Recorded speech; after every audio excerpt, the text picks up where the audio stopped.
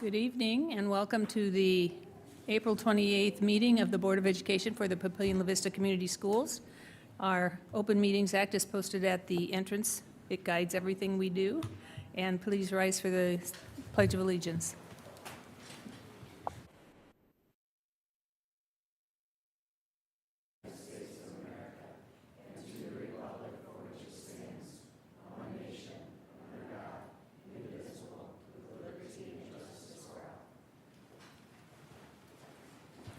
Roll call, please.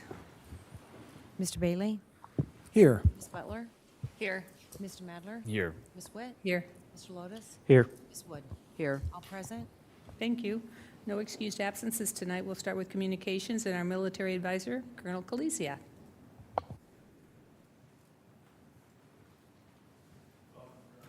Hey, good evening. Thanks again for the opportunity to speak tonight. So for us, month of April has been extremely busy for the military. That's the month of the military child. And we've had a number of events and had actually a chance to see Dr. Rickley at a number of those. So one of those was the bill signing, or the proclamation signing, I should say, down in Lincoln, recognizing April as the month of the military child. Had a chance to do that with the governor. And then a little bit later, we also had the governor come back up to Offutt Air Force Base, and he signed Legislative Bill 248. And what that legislative bill does, it allows us to have individuals who are providing family child care on a military installation. They just have to have our certification as opposed to what we've had to have in the past, which was certification both from the U.S. military, but also then from the state of Nebraska. So what this does is lowers barriers that we have for allowing parents and child care providers to be able to provide a little bit easier for us on base. One of the challenges we have a lot of people do is finding child care, and this is one of those things that lowers that barrier a little bit for people to be able to enter. One of the other items that's come, or that we've been doing, is we've had a chance, especially here in Papillion-La Vista, to go around to a number of our schools and to recognize those new schools that are now Purple Star schools. So we've had 11 events at 9 different schools where we've done Purple Star presentations or high fives with the kids coming in or doing some story time. So that's been an absolutely amazing thing, and now every school that we have here in Papillion-La Vista is a Purple Star school, so huge, and we can't thank you enough. And I've had the chance myself to go and do a couple of those ceremonies, and while I get the chance to thank the principals, the administrators, the teachers, and the students, I do want to say especially to the board here, thank you very much. There's a lot of leadership that's involved to be able to get this done, and I really want to thank all of you for your efforts in making that happen. And I want to extend my special appreciation to Dr. Rickley. I know there's a lot of leadership that you've had in making this happen across all of the schools, and I just can't tell you how much we appreciate the fact that you care enough about our military children for you to be able to go and to work with the schools to get that designation. So again, from us at the base, for the board, and again, Dr. Rickley especially, thank you very much for that. We really do appreciate that. And then the last thing for today is I know that I've been talking about the inspection that we had here at the base for a couple of months, and we just had that, finished it up. I apologize for anybody trying to drive down Fort Crook during that time or trying to drive along 75 or everything else. I know we caused some traffic backups there, and we apologize for that. But we did end up finishing that inspection, and we ended up getting the highest grade that you could get in Air Combat Command. So the very first base that pretty much about aced it, if I had to go and kind of say it that way. So, and again, largely thanks to the community bearing with us and allowing us to do a full-scale, robust exercise. We really do appreciate that. That's all I have right now, pending any questions from any of you. Not a question, but just wanted to say thank you for your support as well. We could not do any of this with the Purple Star schools without your help and your leadership, so thank you as well. Very much appreciate it. Like I say, it's great to have the working relationship that we do back and forth between the base here and Papillion-La Vista. It's great for our students, and again, just really appreciate the partnership from all of you. Also wanted to echo the comments from Colonel Bailey. To have a full bird colonel take time out of his day to attend these events, that's no small thing. And I don't know if our kids appreciate how busy someone of your rank is, Colonel. Our staff do, I do, this board certainly does. As Colonel Bailey mentioned, this doesn't happen without your leadership. I thought I saw Tina in the back too. So thank you for your staff. And of course, none of this happens, frankly, with Dr. Villarreal. Absolutely. Christopher's done a Yep. terrific job. And he's gotten that metal purple star, sharp edges and all, to Yes. every single elementary building, and I don't think we've had a single paper cut yet from the razor edges. Not So yet. We've got one to go, I think. Ashbury tomorrow morning. Tomorrow so- morning, yes.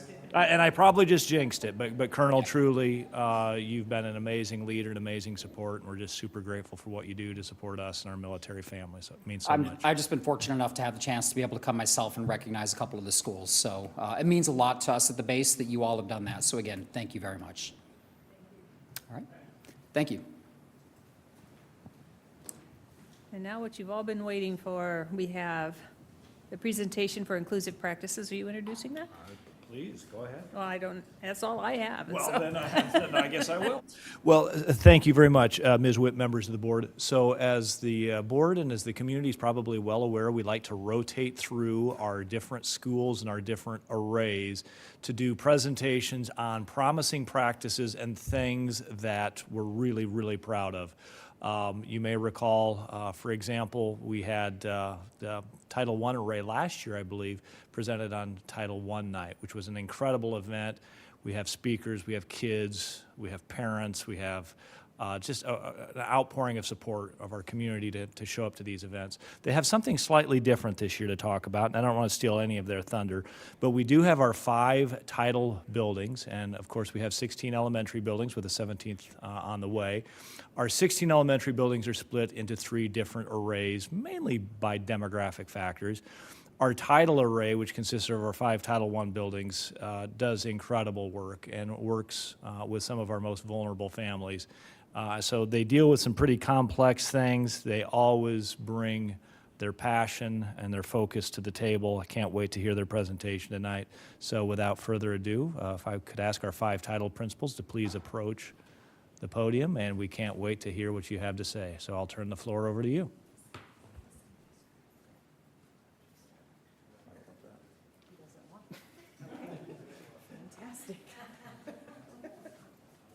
All right, good evening. I have the honor of introducing everybody. So my name is Seth Hively. I'm the principal at Carriage Hill Elementary. We have Jamie Boyer, principal at G. Stanley Hall. Our other principals, Jen Nobles at Golden Hills. Amy Nichols is at La Vista West, and Randy's at Parkview Heights. For our presentation tonight, I'm also not going to steal any of Jen's thunder here, but we brought our special service providers from a few of our schools to talk more in depth about some of the programs and some of the things that we have going on with inclusive practices. So we have Kelsey Hollenbach, Natalie Diaz from G. Stanley Hall Learning Center teachers, Jenny Ewell, Teacher of the Year from Carriage Hill Learning Center, and Katie Moon, speech language pathologist at Parkview Heights. And that was his cue to be done talking, because he had very specific directions not to steal my piece. So, as our district continues to strengthen inclusive practices that foster belonging for all of our students, we just wanted to highlight some of the things we do within our title building. So one of those things we're going to highlight tonight is the fact that our title building, some of us, mine being one of them, introduced unified sports for the first time this year, and some of the other buildings have expanded on unified sports, so we're going to touch on that. We're also going to talk about the enhancements that some of the buildings have made to their inclusive activities, as well as celebrations of specific inclusion days, and all of those things are to promote acceptance and awareness, as well as, like Mr. Hively said, some of our support staff and staff that work with our special education students have come to share co-teaching models and talk about how collaborative instructional supports how that supports diverse learners and inclusive classrooms as well. We're going to start this evening with unified sports. So about 5 years ago, some of the elementaries throughout the districts started some unified sports. And I would say within the last 2-ish years, the Title I buildings have started implementing some unified sports. This is our G. Stanley has completed 2 years. Some are just starting. So today we are going to have Natalie Diaz, special education teacher at G. Stanley Hall. She has kind of spearheaded the unified sports in our building and then with some of this other groups. And so she's going to share what that has looked like in our Title I arrays. Hi, yes. So I'm Natalie. I am our current team manager for our unified sports team at G. Stanley Hall. So over the last couple of years, we have done a lot to kind of change the way that we've done some of our unified recreation activities. We've taken a lot of inspiration and leadership from some of the other schools in the district that have really started some of these like events. So the last two that we did this year was a unified basketball tournament and a unified kickball tournament, where we basically are preparing our students to play in a tournament against 3 other schools. Right now, we're broken up into a couple different arrays in the district, which is really exciting. And then we've made some efforts to try to extend that inclusion into like our school day to prep for those things. When we play in these tournaments, we have our identified athletes, and we've been following the structure of a lot of Special Olympics and the things that the resources they've offered out there to kind of determine some of those things. So we have our target athletes, and they are paired up with buddies in the school buildings. And then we have worked to make some of our like adapted PEs situations more inclusive, so that the students are getting to really kind of prepare for some of these events. And then we've been joining in a couple of those. So it's been very, very exciting.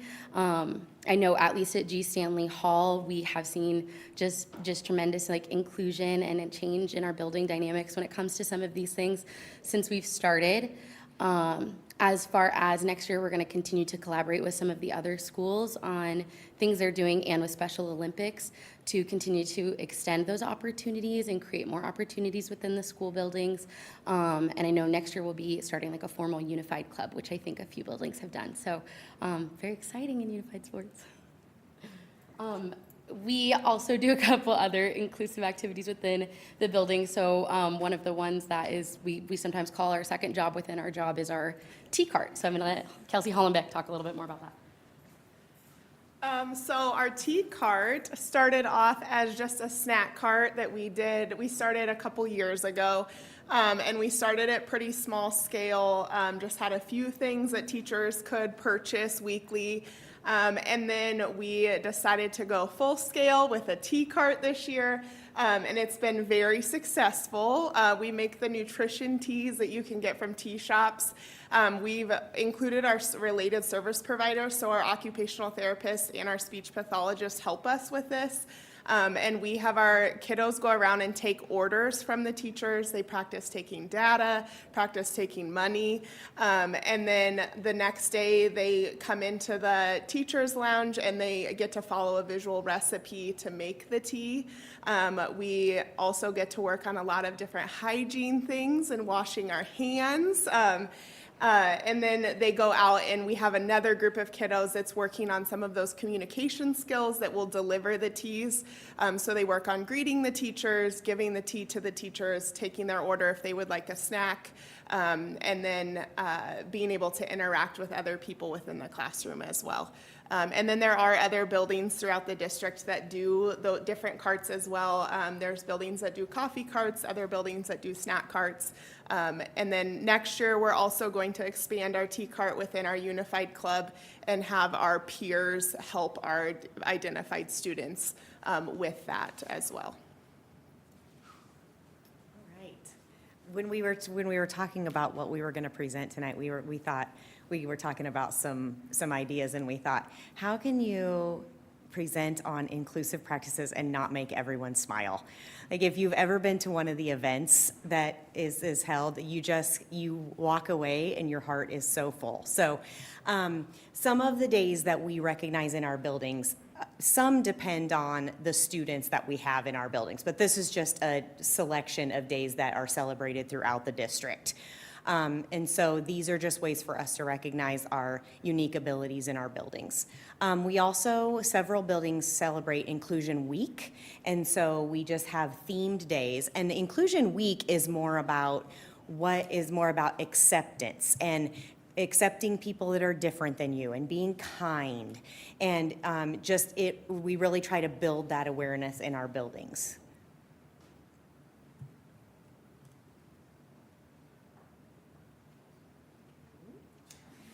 Come on up, Katie.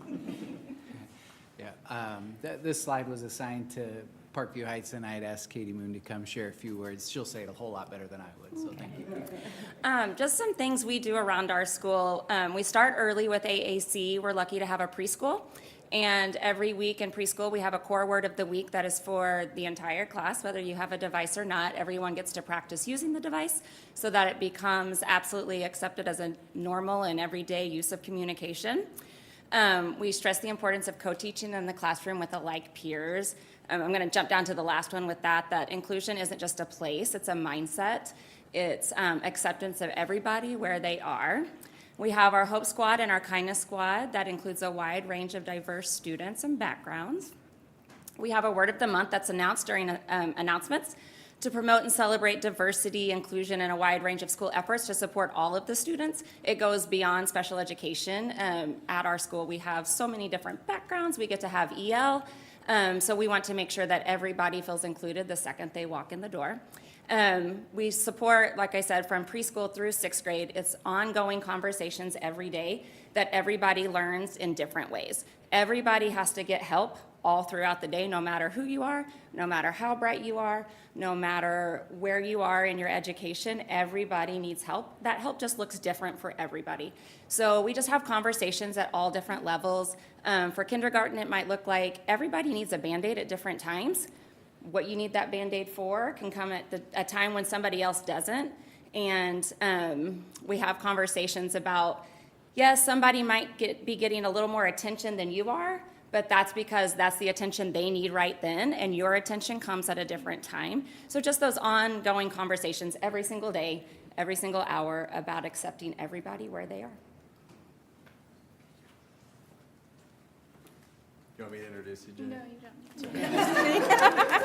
I'm good. My name's Jenny Ewell. I'm a Learning Center teacher at Carriage Hill, and I co-teach with the lovely Sherry Bailey in a 3rd grade classroom every day. Sherry and I are both on, I know, Skip doesn't know who that is. Sherry and I co-teach every day on the new CKLA curriculum that we have been piloting with toolboxes, and we share kind of that toolbox aspect as well.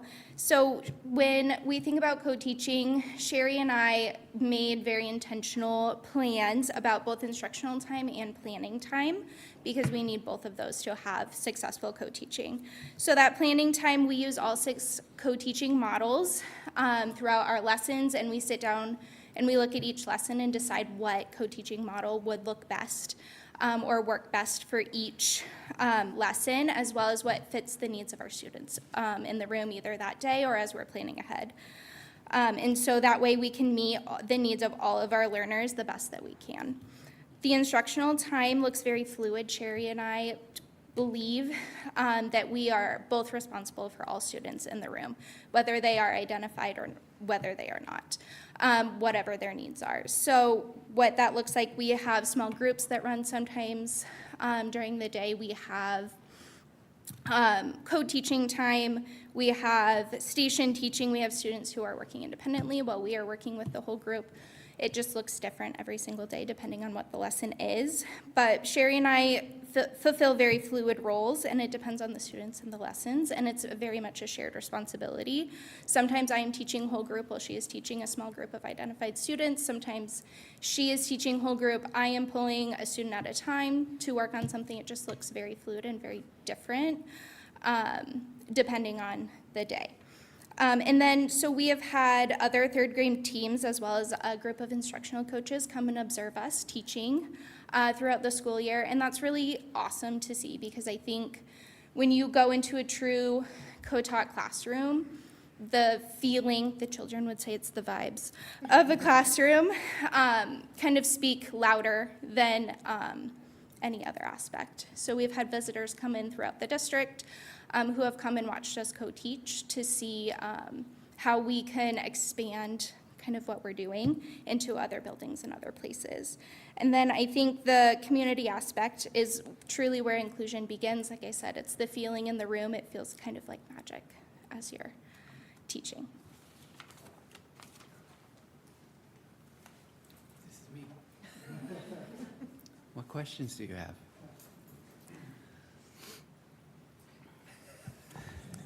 I don't have any questions. Well, first of all, I do want to say that I've had the pleasure of having a buddy get in my car after she's been to her club meeting, and just the enthusiasm she has, whether they've been making cookies or been in the gym playing a game. And it truly has been a growth experience for her, but also just a very positive opportunity to spend time with kids and do fun things that kids should do. So thank you for doing that. I did want to ask, you make this look so easy, and we all know it's not easy. It's really, really hard stuff. So how do you create the culture in the building with your adults, in your community, with your parents, that this kind of stuff can happen? Great question. Team? Now, I feel blessed, at least at Parkview, and I know Katie would share the same if she were up here. I feel blessed at Parkview in the sense that the culture, it hasn't been difficult to build because it already existed when I got there 6 years ago, whether it's from our parents or our staff, and the kids themselves. Like, we had kiddos who were fighting over, being peer buddies for their unified sports athletes, and parents super passionate, super involved, super collaborative. We live and work in an amazing community that is very close-knit and everybody works together. And so it's been my experience that it wasn't even a culture that needed to be built, it already existed. But if anybody else wants to share, you're welcome to. I would just say, like, with even thinking of like the co-teaching, you have strong educators that don't need to be told what to do. We know what research best practice is. There's models out there, and then it's the people that have the drive to get it started, and then you slowly can have people come. Like Jenny said, there's been tons of people through the district that have come observe, because sometimes you just need to see what it looks like. But again, from teachers, classroom teachers to learning center teachers, to have an open door to let people come and see, that's stuff that you can't teach people. And there's a lot of leadership from within to be able to do those things. So. And I would just add, I think too, something that we say a lot is they're all of our kids. No matter what, we're in this together, we're a family. They're all of our kids. They're not the learning center kids. They're not the EL kids. They're all of our kids, and we treat that as a family. And I think when our classrooms have the kids come in, they embrace each other, and they're so accepting. And I think that they have the passion for that, and then that comes down to the parents too. And I know at conferences, for example, when they had a booth out for Unified Sports for our Polar Plunge for their first year, and just asking for donations or volunteers from parents to sign up, the parents just flock to it. So I think that it just comes with the community and the culture that you create, and what the students take home as well. Yeah, I want to say too that it is those ongoing conversations. I've gotten to tell a parent this year, and then had a parent tell us. I got to tell the parent whose student has a hard time communicating, but has a great friend that's in another classroom. And I said, this friend isn't just being kind to your kid, they actually are friends with your kid. And I love getting to tell her that, because sometimes it is just kindness. And I like when it goes past the kindness and it's actual relationships. And then I had another parent in her IEP say her 4th grade student with Down syndrome has play dates with classmates, and she said, and it's not just, once again, it's not just kids being kind to her, they ask her for play dates. So once again, it just goes past that kindness and into friendships.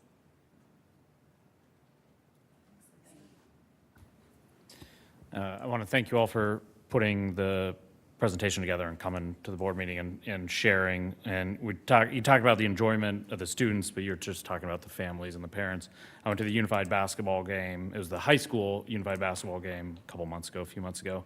But you could see the enjoyment from the students, yes, but also the parents and the families of those students. The smiles that they had on their faces. Just the joy that these events bring them as well is great to see. So a couple questions. One, any other unified sporting events coming up as we close out the year? What do we got on the calendar? Yeah, I can speak a little bit to that. Sorry, I can speak a little bit to that. Yes, so right now we have 2 tournaments in the district that are actively happening, and those are basketball. I think that one is organized by Anderson Grove, and then kickball at Prairie Queens really spearheaded that.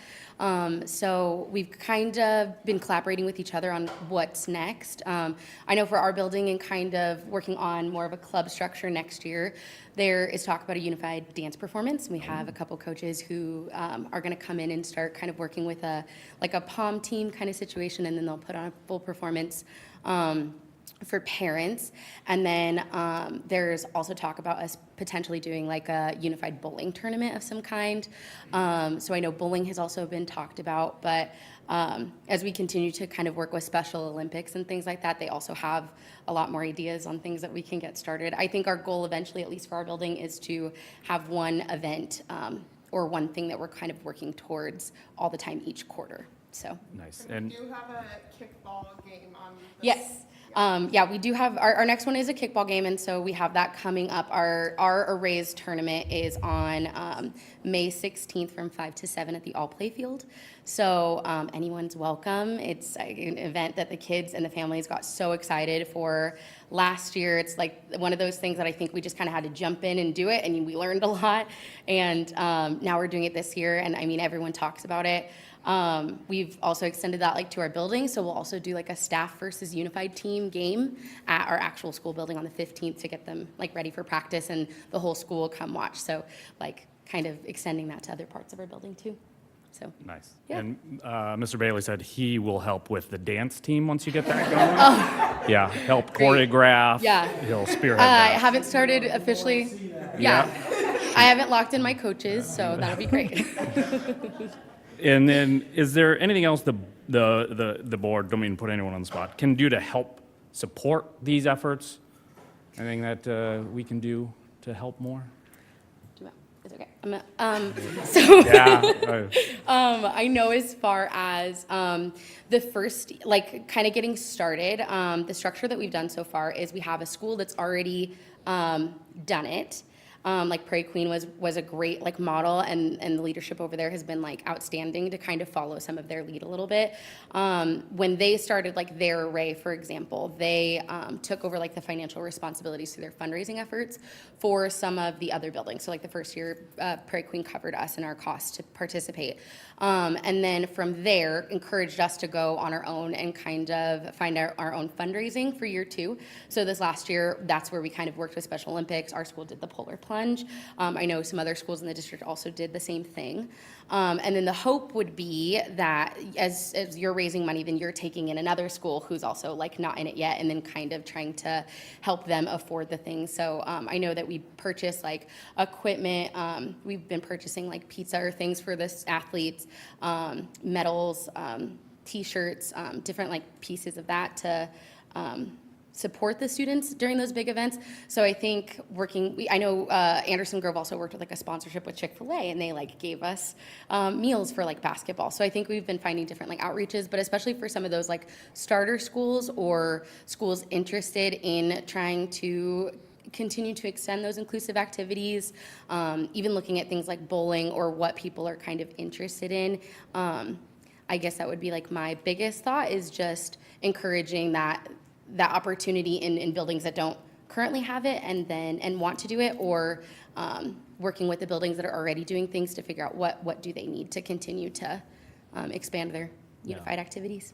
Perfect. Yeah, keep flagging up ideas and get it to, the people here at the table as well. And I would also say, for those schools that, if they're listening, they don't have this up and running, potentially reach out to the foundation as well, the grants committee. We've both been on the grants committee, and those are the type of grants that we would love seeing come across, and hopefully give the foundation an opportunity to fund some of those as well for the schools. Perhaps you could join our Polar Plunge. Well, there you go. Yeah, you get in on that. Yeah. Next year. No, I was just going to say, Or if you can midsummer? reach out and make sure we're aware of those things, Yeah. I think that Marcus would love to do the polar Yes. plunge. Yes, Yeah. absolutely. Yes. So Skip for dance coach, and Yes. got it. We're just That sounds good to me.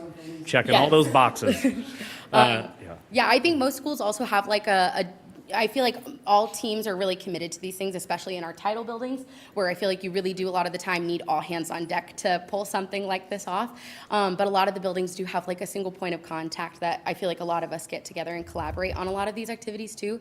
So I'm happy to pass along that information and just make sure that they're also reaching out for the things that they need. And then as we continue to extend these opportunities to the district, just make sure everyone has that in mind. So. And then last thing for me, I just want to thank you all for your dedication, hard work, and supporting our students and families going above and beyond in these activities and events, and just trying to find new ways to support these students as well. So thank you all for what you do every day. Also wanted to point out, we had at least 2 of our Title I assistant principals in attendance. I saw Casey from Parkview Height, and I thought I saw Devin from La Vista West, and Devin's husband. Thank you for being here and lending some moral support to the presentation. So thank you very much, ladies and gentlemen. Outstanding presentation. Yeah, I wanted to say thank you. I'm very proud of this district for its commitment to inclusion in all aspects of our education. And I can't wait for these kids to grow up and give us a lesson in how to be good people. Thank you. All right, next we have reports. Dr. Rickley. Thank you very much, Ms. Whipp, members of the board. Happy Monday, everyone, and for our staff members who are with us this evening, thank you for joining us. For those that are watching online, thank you as always for engaging with your Board of Education and your school district. Your support is appreciated. It's hard to believe we're rapidly approaching to the end of the school year, but we have all kinds of fun events coming up the next few weeks. It's a crazy time of year, but it's all fun, exciting, energizing stuff. Speaking of, we held our 4th and our final Community Closet event of the year this last Saturday. I want to personally thank Dr. Becky Myers and Dr. Settles and the HR Student Services team for organizing that. I know we were down a little bit on volunteers because it's such a busy time, but we had a full slate of people. Over 7,400 items were distributed to 119 families. I got there probably 10 after 10. It ran from 10 to noon. There was a line all the way back to the instructional area at La Vista Middle School. So again, I just think it bears mentioning. There's so much need, even in an affluent community such as this. There's so much need, and we have so many people stepping up and doing really good work, whether they're donating, whether they're volunteering their time, whether they're writing checks. It's pretty remarkable what the Community Closet has become in a short amount of time. So for all who have supported it in ways direct and indirect, thank you for doing the good work. Also wanted to give the community an update on the elementary boundaries process. I suspect you might hear a little bit of this from our board, but want to thank Mr. Richards and Dr. Villarreal for hosting the 3 community forums, 1 at Prairie Queen, 2 at Liberty Middle School. We didn't have an amazing turnout, which might be a good problem. Sometimes when we don't have lots of people show up, that tells me that they're feeling good about the general direction we're headed. But we had approximately 40 people attend the 3 separate sessions. We went over 2 specific boundary scenarios. We took feedback on both scenarios, and we'll be sharing that very, very soon.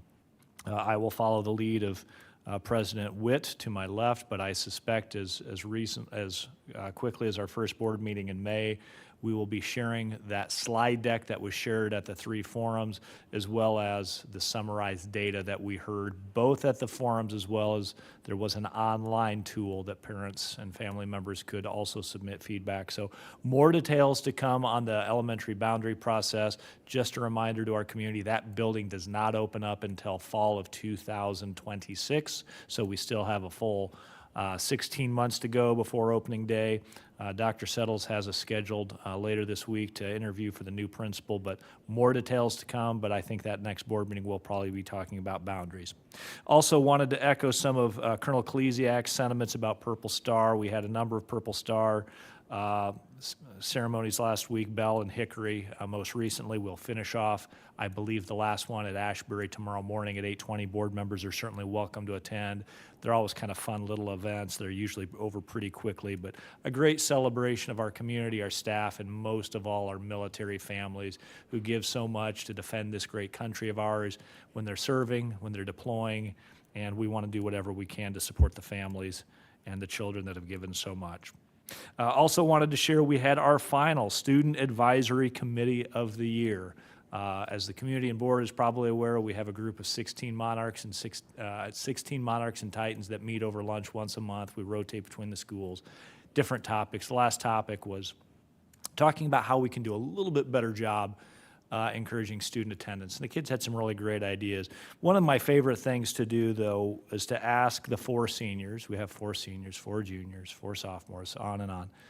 But what's your advice that you'd give not only to your peers, but to the younger students that will be coming back? And it never fails to amaze me, the wisdom that comes from these students.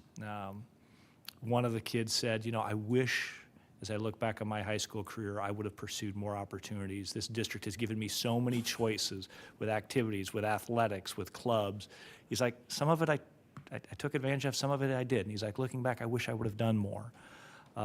Another young lady talked about the importance of, you know, we get so caught up in tests and activities and part-time jobs and doing the right thing that sometimes we forget about the small things like friendships and spending time with our family. And so we heard similar things from all 4 kids, and it just, it reminded me that this next generation of kids, this next generation of Americans, our country's in good hands.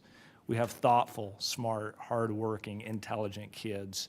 I don't worry too much about the future of this country when I talk to our kids. We've got really, really great kids. Can't wait to see what they do. Also, just capping off the report, we had our years of service ceremony up here last week. I don't know what we had. Dr. V, I think we had north of 100, 150, north of 200. It was a packed house where we celebrated, among others, our own Dr. Settles for 25 years of service. Congratulations, Katie. But we not only were able to single out people with important milestones, but our retirees. I don't know how many aggregate years of experience we had with our retirees, but it was a ridiculous number. It was something like 700 or something like that. But a neat opportunity to celebrate the staff, certified, classified, that have given so much to this community, this district, and our kids. So that was kind of fun. And last but by no means least, I didn't even share this with the board in my weekly report. We found out that our own Jeff Spilker, principal at Papillion La Vista South High School, was named the Region 2 Principal of the Year. So Jeff, don't know if you're watching, but congratulations to you and Kelly. We know how much you give to this school district and Papillion La Vista South High School in particular. We couldn't be prouder of you. And with that, Ms. Witt, I will conclude my superintendent comments. Thank you, Dr. Rickley. And now we have reports from board members. I just have a couple quick things. Both of them have to deal with the foundation. I got to go, couldn't go to the Souths, but I went to Monarch's Scholarship Breakfast. Saw a couple of you there. It was a lot of fun recognizing the seniors there that got scholarships. It's always fun to give away other people's money. So that's good. So it was a great group of students. So that was fantastic. And then I was also able to get out and go around and pass out a few of the teacher grants for the foundation that we gave out. And again, a lot of fun to be able to do that and show up at these schools and with the big check and all that good stuff. So and take some pictures and hear how they're going to spend that money and how excited they are to get that money and all the things that they're going to do with it. So it was a lot of fun to give away other people's money. So.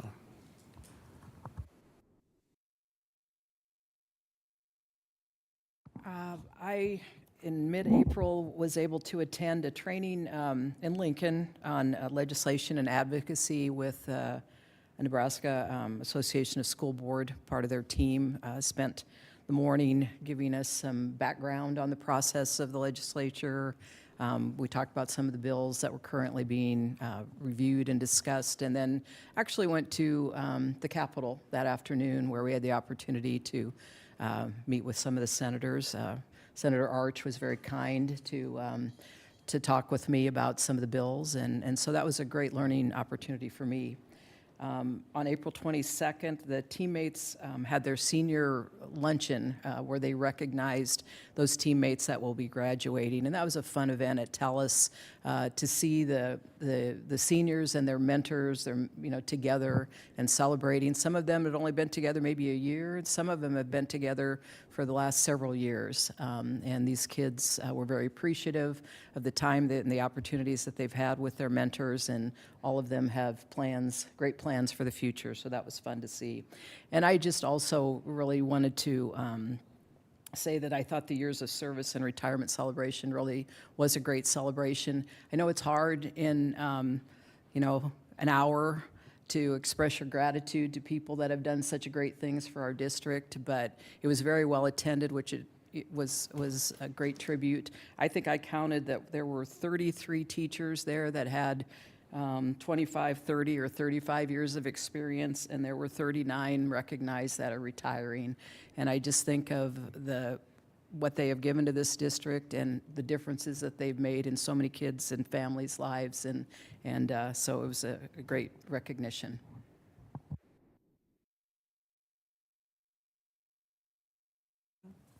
I also want to give my appreciation to Dr. Settles for 25 years and still counting. Please do not retire. And to Kathy Branco, who was honored for her upcoming retirement. Don't leave, Kathy. Okay. Administrative Professional Day was on the 23rd, and I want to thank all of the people who serve this district in the administrative support functions. Their efforts and the work that they do are essential, and we could not operate this district without you. So thank you for being here, and we look forward to seeing you still on the job. And the last thing for me is I attended all 3 forums. It was excellent input, even though we had a small crowd. They weren't afraid to talk. They gave us their opinions. They were pretty consistent, a little of this, a little of that, and it will give us some food for thought as we muddle through to try to make a good decision for this district. So thank you again. Anybody else? All right, committee reports, Building, Grounds, and Finance.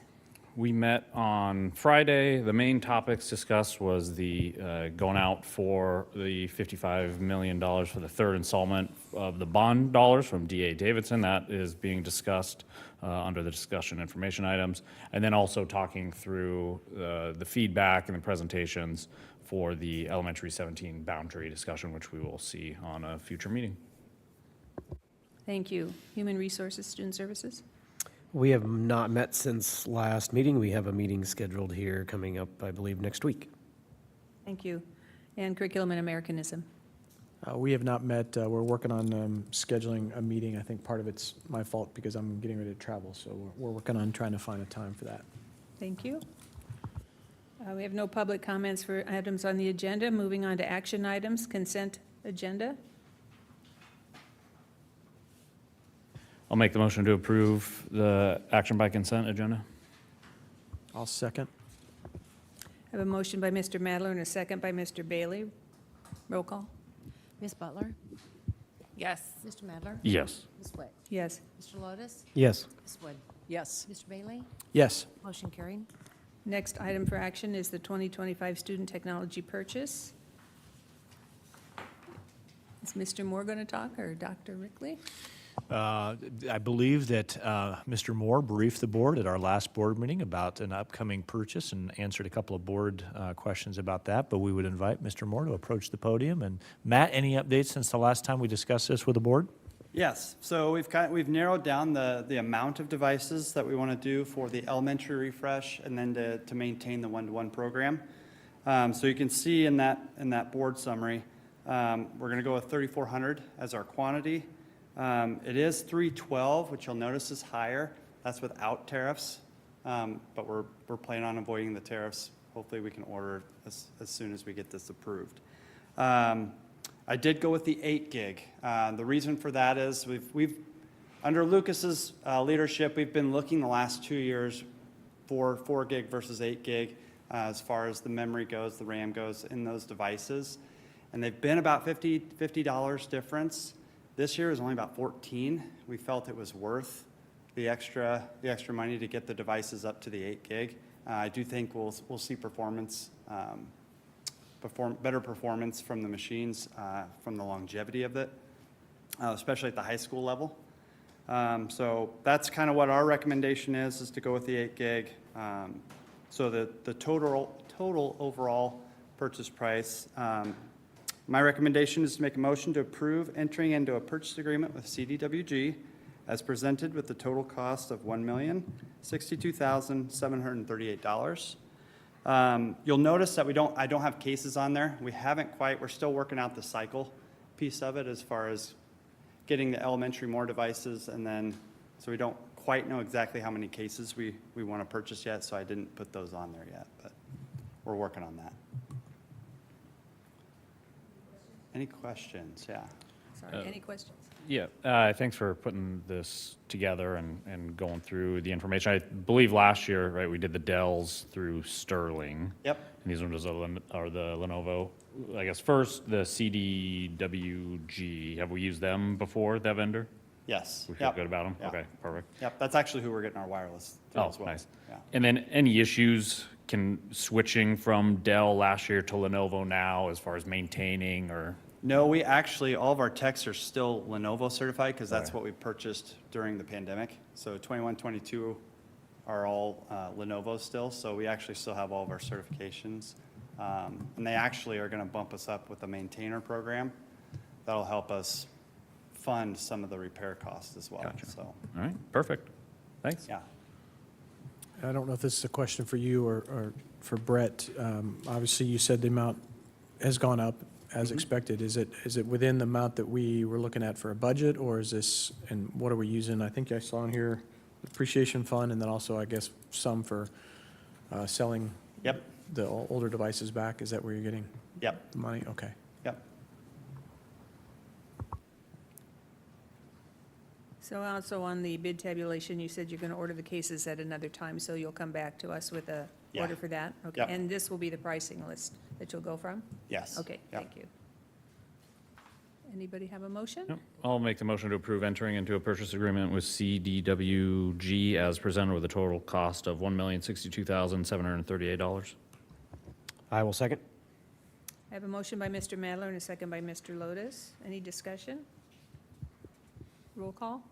Mr. Madler? Yes. Ms. Witt? Yes. Mr. Lotus? Yes. Ms. Wood? Yes. Mr. Bailey? Yes. Ms. Butler? Yes. Motion carried. Thank you. Okay, thank you. Next item is the 2025-26 calendar amendment. Is that Ms. Settles, Dr. Settles? Yep, thank you. So this is an item that you already previously looked at back in the fall when you voted to approve the 25-26 calendar. However, discussion did arise as we looked at the inclement weather dates for this current school year that we're in, 24-25, and made the change of the April 21st date, becoming, rather than a staff development day, a student day. So the discussion had occurred at several subcommittees of the idea of, let's go back and take a look if there might be some days that would be better received than having students have to come back after Memorial Day. Not to say there couldn't be a situation that we would need that. So those 3 days do remain on the calendar. The way that the dates fall for next year do again end the school year on May 22nd, but a Friday, similar to this year. And there's really very little we could do to adjust that. You kind of look at where the beginning of the year is going to be, and it's pretty popular to not start the year on a Monday and to not start the January second semester on a Monday. Those make for pretty long weeks for the students. So when you kind of look at those start and end dates, we are where we're at for the end date with the May 22nd. This calendar for your consideration would involve adding some specific dates. You'll notice that they are just outlined in a kind of a turquoise blue color on here as possible makeup days. And it adds some additional ones here to be considered besides those 3 at the end of the school year. One thing I don't want to forget to note to you is what our attendance looked like for students on Monday, the 21st. It was great. It was pretty typical to a regular Monday. So very, very few additional than we would have normally had gone. So feel good about that. I feel pretty confident in wagering that we had better attendance on that day than we would have if we would have waited until May 27th to have students back. So those outline days that would be additional in case of excessive inclement weather days include February 16th, April 3rd, April 6th, and then for seniors, what would currently right now be listed as their last day, which is May 7th, and a no school day for them, which would be May 8th. So those first three I mentioned are all currently scheduled for staff development. I think the February date would be something that, we'd have to have some pretty early, excessive early days to have that be something to be utilized, but it's nice to have that early to be as a possibility. And then again, those other two also are staff development days, and then the seniors only for those others. Are there any questions? Thank you for putting this together and adding these days in the school calendar when the time might be more conducive to learning. One question I have, I guess, is about, since two of them are staff development days, we have a variety of different type of staff development opportunities throughout the year. So sometimes it's controlled by the building, but some of them, like what we ran into this year, was kind of a district-wide one. Is it a possibility to work so that our staff development days, where it would be an all-district event, could be held first semester, so they don't run into these 2 days where we would have to reschedule? Does that make sense? Yeah, it really depends a little bit on what the need for the training is. So this one in particular, from this past one, really is gearing everybody up for, everybody in the elementary world up for some significant training in their curriculum. So in that case, that would have been one that wouldn't make a lot of sense to have first semester. However, there certainly are certain training pieces that would make sense to do first semester. So I think what you see us doing of a combination of both semesters, having some certain important times that are organized and touched by the district, but also really giving buildings a chance to spend time, right, especially those September days of establishing their goals and priorities for the year and giving staff a chance to really do some significant planning for those to really set up the rest of the year for success.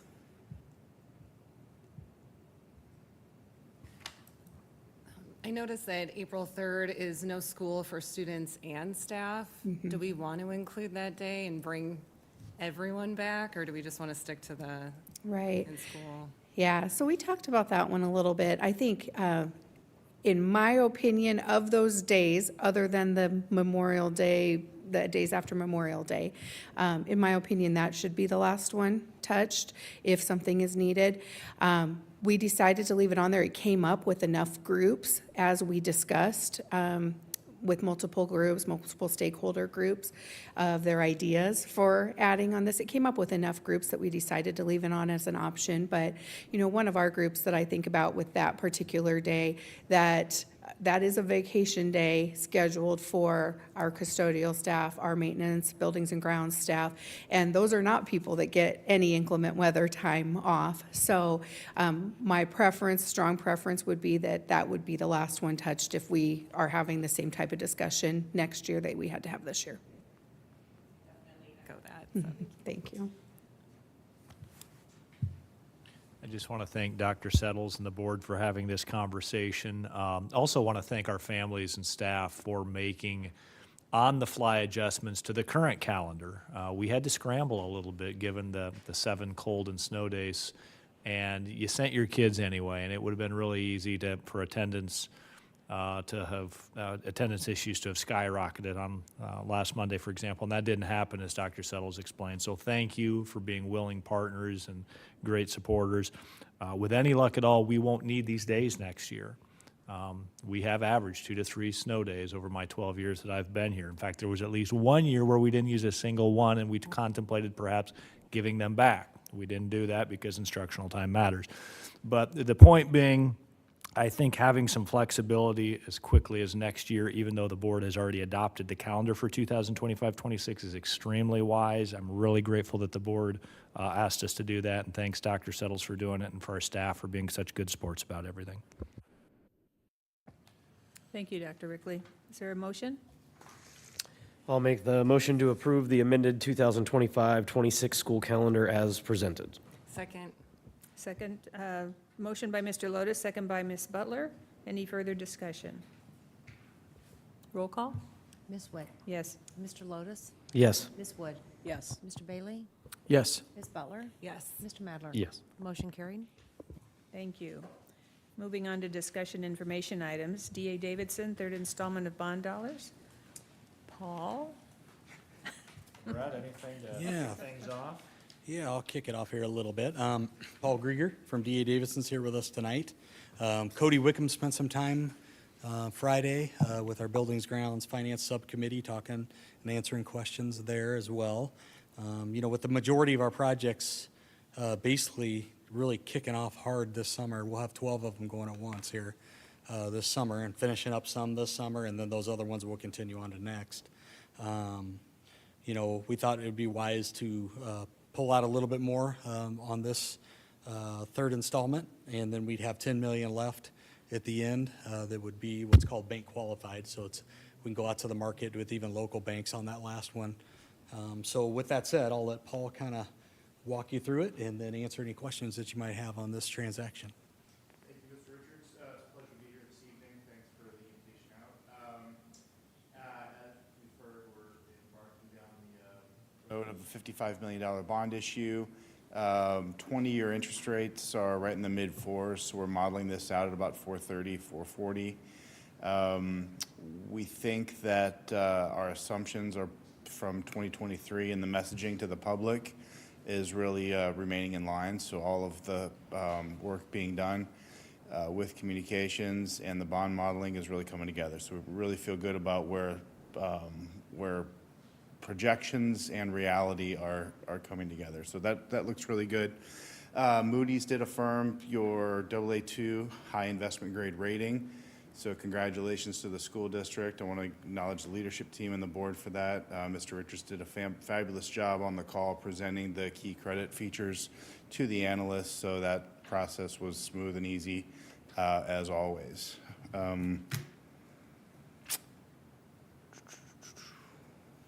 That's kind of my overview. I guess Brett kind of hit the big pieces. We're doing 55 million. We're going to leave 10 million available for 2026 should the bank qualified market bring some advantages, and we've kind of sized out what we need and what we want to access from the capital markets. So any questions on anything that I said or perhaps didn't say? Thank you, Brett, for putting it, discussing it in the Buildings Grounds Finance meeting on Friday, and thanks for coming to walk through this with us as well. I appreciate the last, sorry about that. I appreciate the last page that breaks out the next 20 years and the different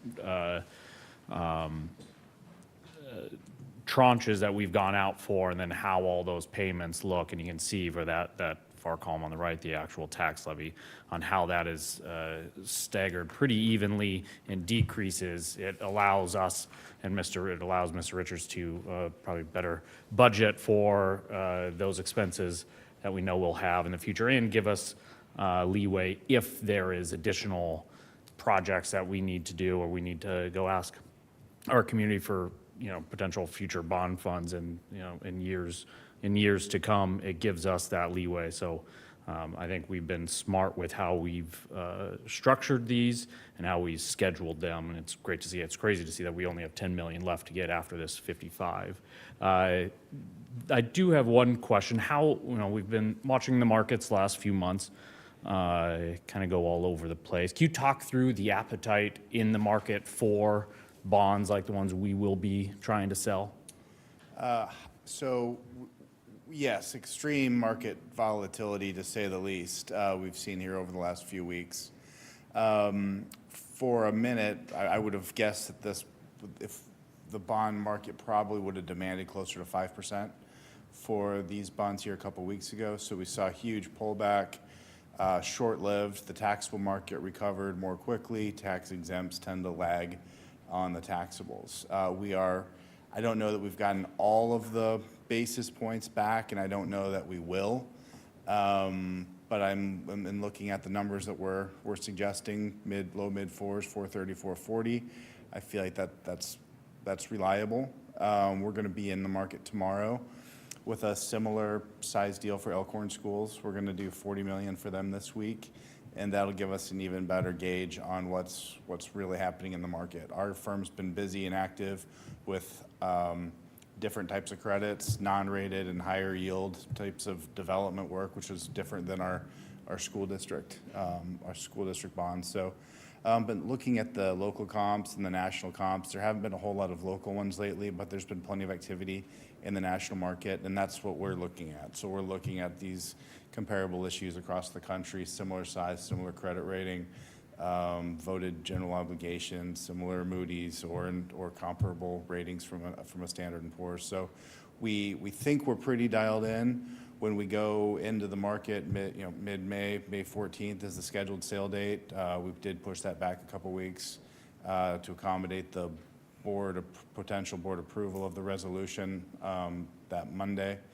And then we'll be ready to go. And we'll have all of our stuff out to the market, preliminary and subject. So should something change, we'll have the ability and the flexibility to pull back.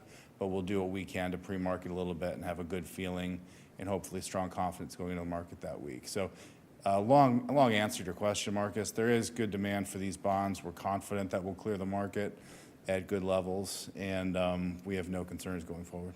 All right, appreciate it. Thanks. Thank you.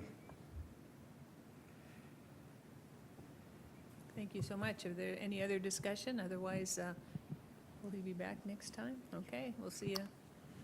We'll see you at the next meeting. Yeah. Thanks very much. Thank you. Good night. Our next agenda item is a legislative update with Tim Gay. However, he was unable to make it tonight, so we can hold this over till another meeting. Do you have anything you want to say tonight about legislation? Yeah, I got a few updates for you, if you don't mind a few minutes here. Basically, we had the economic forecast from the Economic Forecast Committee last Friday that informs the legislature of their shortfalls, and it did go up. They're over $300 now, $300 million in shortfall for the next 2 years, which is concerning, and we kind of talked about this over the past few years with all the budget cuts that they were doing statewide, as well as adding revenue to schools and things of that nature, that this probably isn't real sustainable, but hopefully they can figure out a way to make it sustainable here in the future, so we don't get that Education Futures Fund touched. But that's a big piece of news tonight, I think. The state does have $750 million in cash reserve, and I think you'll probably see the majority of that this first year used to cover their shortfalls, whatever those end up being. And then they'll next year really get after it with ways to try to save money at the state level. But I think you'll see some things like this retirement bill. We'll save them $50 million right off the bat. I think that's going to go through. I haven't talked a lot about that retirement bill with this group, and it has changed a little bit. It could be good news for our district, actually, for at least a year or two. What it does, right now we're 99.1% funded with our state pension fund, and our current donation rates within that is employers were at 9.88%, and our employees pay 9.78% of their wages, right? So what this bill is going to do is, when it's basically at different tiers, they're going to drop the rates for the employer and the employee. And if this were to happen and pass, next year's rate would go down for the employee to 8%, which would go, as I said, 9.78 to 8%. And for the employee rate, our employer rate would be 8.08%. So that could be a pretty big savings for us. I'm going to put the calculator to that and have you some more information in case that does pass. But it does look like it's advancing through and is going to pass this year. So I'll get the numbers on what kind of savings we'll see. I think you're talking about the average teacher for next year saving about $1,200 a year, over $100 a month, which is really good news for them. We're working with Christopher a little bit to figure out how we, talk to the employees about this, and that it's great news this year, but it could be a roller coaster a little bit depending on how the pension fund does. But at least we'll get some year reprieve. If it does below drop, and I've said this, I think, a couple months ago, the good thing about this bill is if it goes below 92% level, we're at 99.1 right now, goes below 92, it all kicks back to where it was today. So I think you would see that pension fund be pretty solid with this tier formula. I know Dr. Rickley and I have talked, and we don't like the change when you got a good pension system, but I think the way it's tiered, it probably will stay pretty solid by giving that funding back to us at 92% level. I can remember, gosh, back in 2011, 12, it was at 84 or so, and everybody thought that was pretty good. And I know Dr. Delaney was a big proponent of having the state kick in at that particular time, and they did, which we appreciated. So the state hasn't been a long-time investor into this pension, but they are kicking in quite a bit now, and I think it's really helped the program be sustainable. The other ones to keep an eye on, I talked a little bit last time with LB 653. It's in general file now. It hasn't gone to the floor yet, but it's out of committee. It includes the SPED option, and that's the one the Ed Coalition is really fighting against here due to the fact that, as we talked about, staffing and capacity and space in school districts that maybe have a good reputation with special education that parents would want to have their kids opt into, and that makes it difficult for districts to serve their own kids because we're already at capacity in most of our special education programs as it is. We're short staffing as it is with special education. So it really put a burden on some of the school districts, I think, that parents would want to transfer their kids into. And as well as they lumped in LB 430, which is the student discipline piece, the K2. This would be a great thing, actually, an amendment. But the other ones kind of override the good with the bad. So basically, LB 430 would give you'd be able to suspend K2 students for a short time and be able to address with parents, get a plan for them to return, which is what we used to do with K2 kids. If there's a violent situation involved, it kind of gives that clause in there, which everybody needs a little reprieve if we have a violent situation, even with K2 kids. So we would appreciate that bill, part of it, if it would have stayed separated out. LB 497 is part-time enrollment. This one probably wouldn't affect us a whole lot, although you never know. Basically, it allows a student at another school district to come play sports in yours if their school district doesn't offer it. Okay? So that's one to look for in there. LB 507 is kind of lumped in with the SPED option. It allows for transportation and a way to reimburse through that for the state to pay. So really, when you look at this bill too, it's going to add money to the state costs. No doubt about it, because you're adding in transportation costs that weren't there before. So they pay 80% back to the school districts. So it's, with that shortfall, we hope that's probably the thing that maybe kicks it over and out, but we'll see. And then last but not least, LB 625 is lumped into there.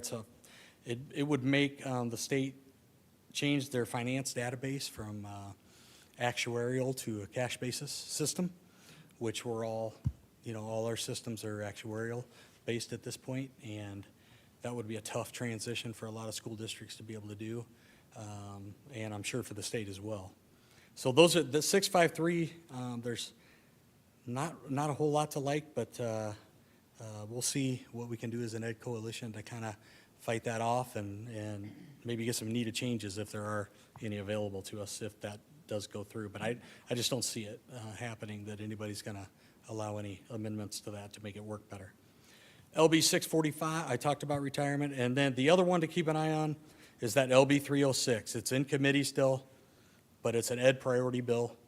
And that's the next Christmas tree bill. So we just don't know what's going to be lumped. We have suspicions. We've got some bills that I think were rumored to be a part of that one, but until we see it come out, we don't know for sure. So that's the legislative report. Anybody else have anything to add or questions? On the special education option, is that based on if you have a percentage of option enrollments, so much of them have to be, or when you reach a certain level, then you have to allow special ed, or what? Tell me a little bit more. Yeah, I would say the easiest way to explain it, although it's a little bit more complicated, would be if you allow 15% option enrollment into your district, regular ed students, you're going to have to allow that same amount for special education students. That's the easiest way to look at it. It's not that easy, but it's close. And is there a floor on that of 16? Did I see 16% was the floor that you'd have to take for those as well? Or was that, maybe that's been removed since the initial? No, that is correct. That was a rate that was predetermined from the year before across the state as a percentage of option students from the regular ed that optioned into other districts. So they'll use a formula like that statewide too, but that has more to do with reimbursements and things like that. But really, you got to watch what, like a lot of districts are saying, well, why would I don't have room for special ed kids. I mean, there's no way we can take them. So we're going to have to cut back our regular option enrollment because we just don't have any room to do it.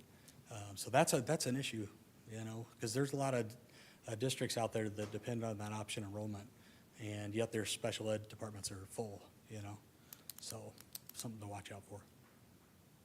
LBE 625, what's the reasoning to switch to the cash basis versus the extra one, That I haven't followed that bill a whole lot because I didn't think it had a lot of traction. So we'll try to find out what the rationale for that is.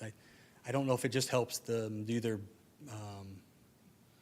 appropriations better at the state level, seeing that type of system on their end, but it just messes up a lot of it for what the school districts have been doing for years and that we're trained in, but I can try to find out a little more on that.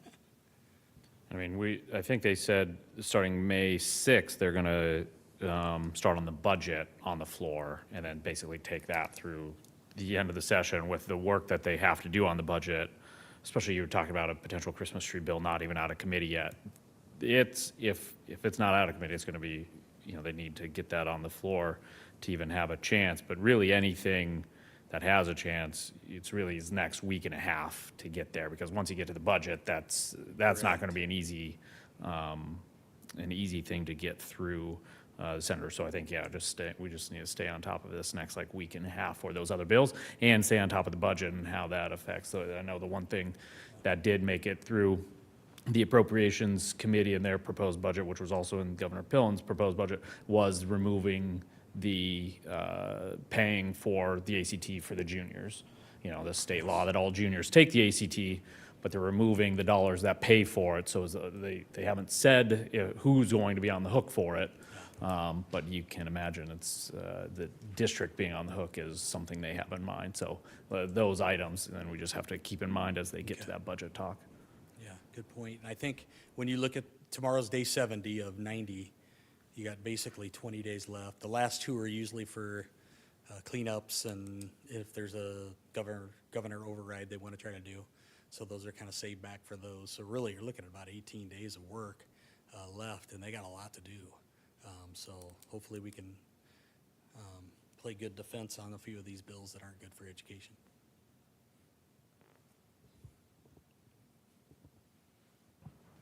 Okay, thank you. Looked like you were going to say something. Good. Next item is the administrative salaries for 2025-26 school year. Dr. Settles. Yep, thank you so much. First off, I want to thank the HR Student Services Subcommittee who spends time on this, doing research and talking it out, and just really keeps their eyes and ears open throughout the year, and gave a large bulk of time on the teacher negotiation process in the fall and winter. As a reminder, as we start to discuss admin salaries, we do always look back and make sure that we have a reminder of the teacher negotiated agreement. That really is what helps to drive the rest of the decisions. So back in January, this board had approved the teacher negotiated agreement for 25-26. That did result in a total package increase of 4.69%. The HR subcommittee considered that as well as several other pieces of data as proposing the following. You might remember that last year, Subcommittee for HR Student Services did quite a lot of comparison work, and this year strictly is basing the recommendation on base and movement. So you'll see that certified administrator average package increase recommended is 4.035%. And this would be an increase to the base of $1,690. That would move the base from $72,600 to $74,290. It also would allow for both vertical and horizontal movement on the admin scale. For assistant superintendents, the recommendation for the package increase is 3.80. And one thing I'd forgotten to mention, this does also take into account the overall EHA increase, which overall was 5.49. Does not affect everyone in this group because people do take different insurance and some don't take the insurance at all. Any discussion for Dr. Settles? No, thank you. Great job. Turn the page. Next item is also Dr. Settles, the superintendent's contract for the 2025-26 school year. Yep, again, thank you, subcommittee, for the diligence that you give to this and keep your ears to the ground on what's happening around us throughout the year. So our committee did, as usual, research the 15 largest districts in Nebraska, and traditionally, the recommendation here is that for the superintendent, the increase for total package would be lower than teachers and administration. So the proposed superintendent contract that you see is a total package increase of 3.605%.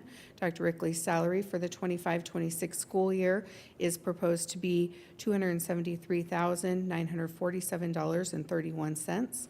That includes increases that when you include the increases, FICA, Medicare, insurance rates, this would be a total package cost of $341,528.86. Not to include budgeted amounts for travel allowance, reimbursement, and his association and membership dues. The total amount budgeted for the contract is $352,608.85.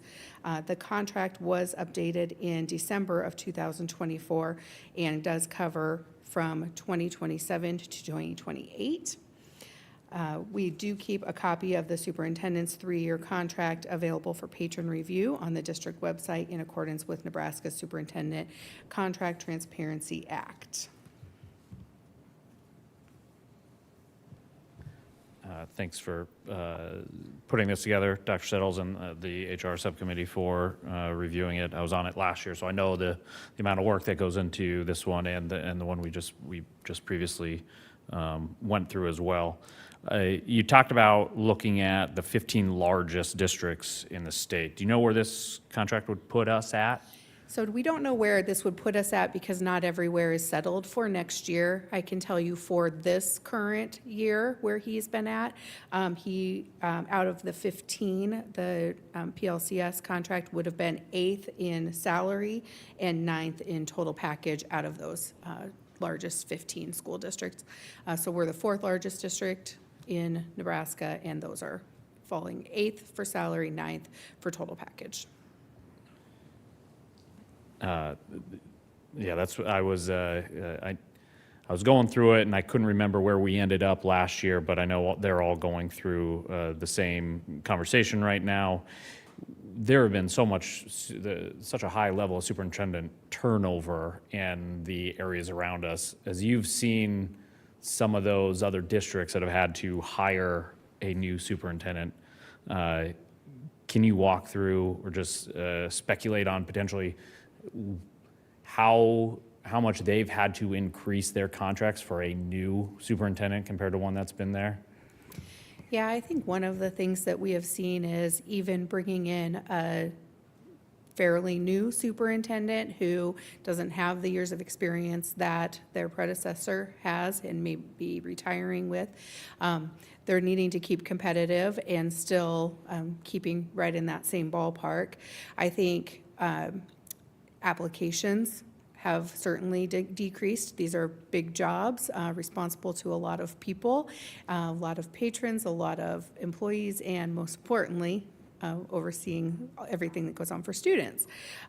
So I think those are definitely conversations that subcommittee continuously has, is though Dr. Rickley does make a point each year of making sure that he says, you pay me well, I don't have an opinion on this, and doesn't ask for anything. Subcommittee every single year discusses, we have to make sure that we're keeping competitive so that in the event that Dr. Rickley is no longer our superintendent and moves on, we need to make sure that we're a district that remains a place that people want to come and do this big job.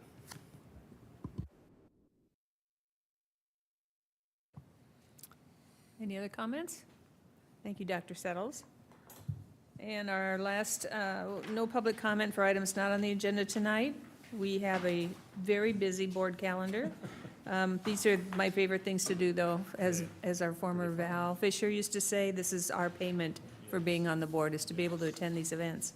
So the one thing that's not an event for everybody, I guess, is the liaison lunch at Prairie Queen on May 2nd with Miss Butler. But then we have Honors Night on April 30th at Papillion La Vista South at 7:30. Honors Night at Papillion La Vista High School at 7 p.m. on May 6th. Seniors' last day of school is May 9th. The search graduation is at 8:30 at Embassy Suites. Also on the 9th, the YATP graduation at noon at Embassy Suites. May 11th is commencement, at 1 o'clock for Papillion La Vista South High School, and at 3 p.m. for Papillion La Vista High School at the Baxter Arena. And our next board meeting is May 12th at this location at 6 p.m. No further business? We close the meeting at 7:20. Thank you.